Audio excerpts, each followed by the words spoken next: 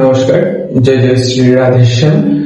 আজকে আমাদের এই ক্লাসটি হচ্ছে একাদশী পারণ মন্ত্র। আমরা পারণ করার সময় কি মন্ত্র বলবো সেটা আমাদের জানা থাকে না বা আমরা জানি না, অনেকেই আমাকে বলেছেন।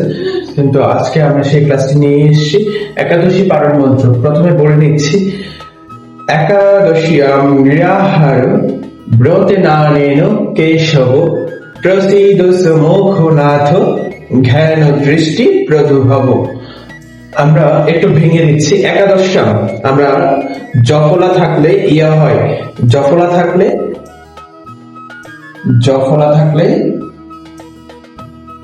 ইয়া হয়, তাহলে জফলার পরিবর্তে ইয়, এখানে জফলা আছে। একাদশিয়াম, এই যে ইয়র রসিকার আর অন্ত্যেষ্টিয় আলাদা হয়েছে, এই আকারটা অন্ত্যেষ্টিয়র পরে যুক্ত হয়েছে।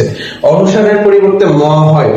একাদশিয়াম প্রসিদ্ধ, আমরা জানি দন্তাস্য থাকলে ছ হয়, দন্তাস্য থাকলে উচ্চারণে ছ হয়, তাহলে প্রসিদ্ধ। আবার ঠিক একই ভাবে দন্তাস্য থাকলে ছ হয়, সম্মুখ। খুব সহজ একটা মন্ত্র।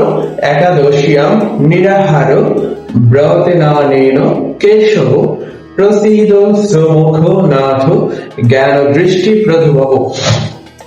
এখানে প্রত্যেকটা শেষে অ উচ্চারণ হবে, তাই আমরা এখানে হর্ষ চিহ্ন দেইনি, কারণ এখানে হর্ষ চিহ্ন আছে, তার মানে এখানে অ উচ্চারণটা হবে না। একাদশী আম ম ন, একাদশী আম।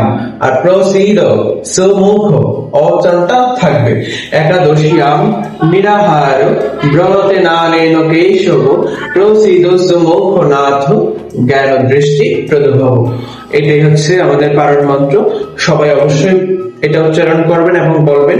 আর ভগবানের কৃপায় আমরা সবাই প্রতিনিয়ত গীতা পাঠ করব এবং অন্যকে উদ্বুদ্ধ করব।